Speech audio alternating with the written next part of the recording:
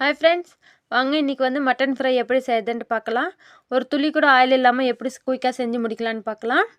நான் வந்து 1/2 kg வந்து மட்டன் எடுத்திருக்கேன். ஒரு குக்கரில் நான் போட்டுக்கிறேன். லைட்டாக வந்து மஞ்சள்தூள், இஞ்சி பூண்டு பேஸ்ட்டு, உப்பு போட்டுக்கிறேன். இப்போ வந்து காரத்துக்காக 2 பச்சை மிளகாய் போட்டுக்கிறேன். 1/2 டம்ளர் வந்து தண்ணி விட்டு ஒரு 4 விசில் வந்து விட்டு எடுத்துக்கலாம். நல்லா வந்து வேகணும். பாருங்கள், நல்லா வெந்திருக்கு. இப்போ வந்து ஒரு கடாய்க்கு மாற்றிக்கலாம். ஆயில் எதுவும் ஆட் பண்ண வேண்டாம். மட்டனில் வர ஆயிலே கரெக்டாக இருக்கும். ரொம்பவே டேஸ்ட்டாக இருக்கும். ரொம்ப குயிக்காக செஞ்சு முடிச்சிடலாம். இதோட ஃபுல் வீடியோ லிங்க் வந்து நான் கீழே கொடுக்குறேன். நீங்கள் வந்து செக் பண்ணி பாருங்கள். நான் வந்து மட்டன் மசாலா 1 ஸ்பூன் வந்து போட்டுக்கிறேன். தனி மிளகாத்தூள் வந்து 1/2 ஸ்பூன் அளவுக்கு போட்டுக்கிறேன். தனியாத்தூள் வந்து 1 ஸ்பூன் அளவுக்கு நான் போட்டுக்கிறேன். உப்பு வந்து ஆட் பண்ணிக்காதீங்க.